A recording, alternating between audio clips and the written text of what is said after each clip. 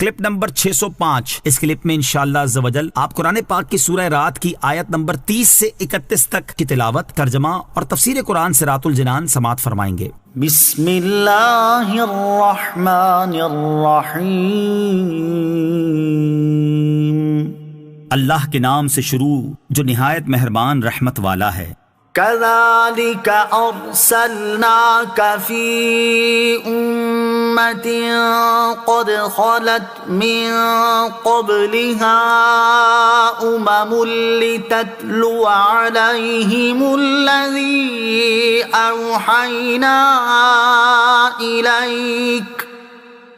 لتتلو عليهم الذي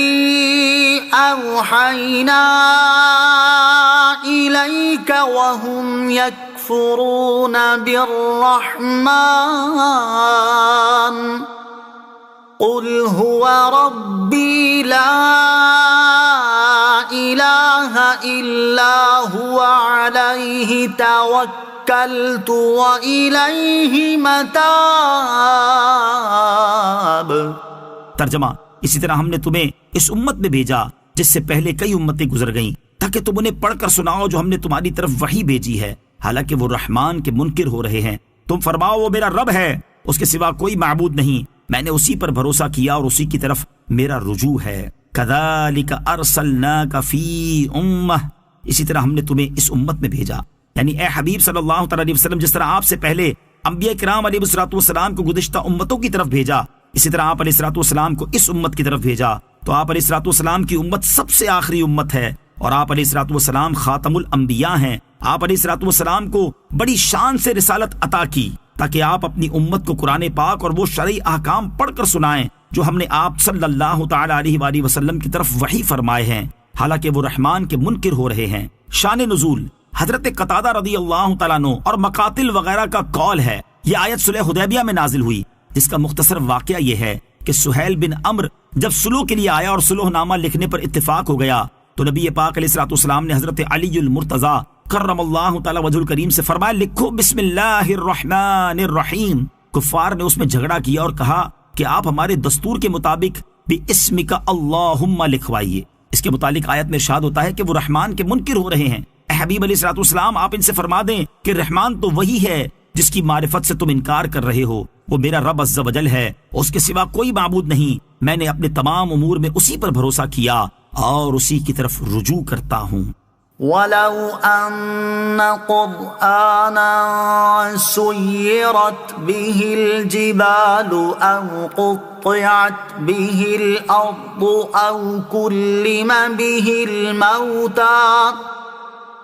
بَل لِّلَّهِ الْأَمْرُ جَمِيعًا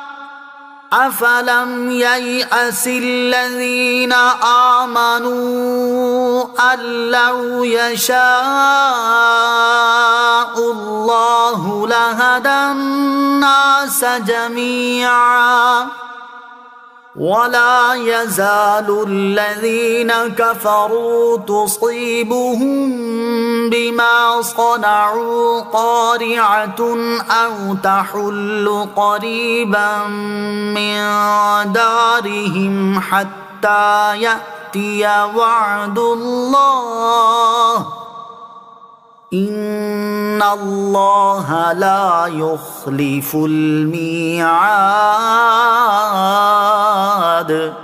ترجمہ، اور اگر کوئی ایسا قرآن آتا جس سے پہاڑ ٹل جاتے یا زمین پھٹ جاتی یا مردوں سے باتیں کی جاتی، جب بھی یہ کافر نہ مانتے، بلکہ سب کام اللہ ہی کے اختیار میں ہیں، تو کیا مسلمان اس بات سے نا امید نہ ہو گئے کہ اگر اللہ چاہتا تو سب آدمیوں کو ہدایت دے دیتا اور کافروں کو ان کے عمل کی وجہ سے ہمیشہ ہلا دینے والی مصیبت پہنچتی رہے گی، یا آپ ان کے گھروں کے نزدیک اتریں گے یہاں تک کہ اللہ کا وعدہ آ جائے، بے شک اللہ وعدہ خلافی نہیں کرتا۔ وَلَوْ أَنَّ قُرْآنًا سُيِّرَتْ بِهِ الْجِبَالُ، اور اگر کوئی ایسا قرآن آتا جس سے پہاڑ ٹل جاتے۔ شان نزول، کفار قریش نے نبی پاک علیہ السلام سے کہا تھا کہ اگر آپ یہ چاہیں کہ ہم آپ کی نبوت مانیں اور آپ کی پیروی کریں تو آپ قرآن شریف پڑھ کر اس کی تاثیر سے مکہ مکرمہ کے پہاڑ اپنی جگہ سے ہٹا دیجئے تاکہ ہمیں کھیتی باڑی کرنے کے لیے وسیع میدان مل جائیں، اور زمین پھاڑ کر چشمہ جاری کیجئے تاکہ ہم کھیتوں اور باغوں کو ان سے سیراب کریں، اور قصی بن کلاب وغیرہ ہمارے مرے ہوئے باپ دادا کو زندہ کر دیجئے تاکہ وہ ہم سے کہہ جائیں کہ آپ نبی ہیں۔ اس کے جواب میں یہ آیت نازل ہوئی اور بتا دیا گیا کہ یہ ہیلے بہانے کرنے والے کسی حال میں بھی ایمان لانے والے نہیں، سب کام اللہ تعالیٰ ہی کے اختیار میں ہیں، تو ایمان وہی لائے گا جس کو اللہ عز و جل چاہے اور توفیق دے، اس کے سوا اور کوئی ایمان لانے والا نہیں، اگرچہ انہیں وہی نشانیاں دکھا دی جائیں جو وہ طلب کر رہے ہیں۔ وَلَا يَزَالُ الَّذِينَ كَفَرُوا، اور کافروں کو ہمیشہ، یعنی کفار اپنے کفر اور خبیث اعمال کی وجہ سے طرح طرح کے حوادث و مصائب اور آفتوں اور بلاؤں میں مبتلا رہیں گے، کبھی قحط میں، کبھی لٹنے میں، کبھی مارے جانے میں، کبھی قید میں۔ چنانچہ سرکار دو عالم علیہ الصلوۃ والسلام کے زمانے کے کفار انہی چیزوں میں گرفتار ہوتے رہے۔ او تحل قریبا من دارہم،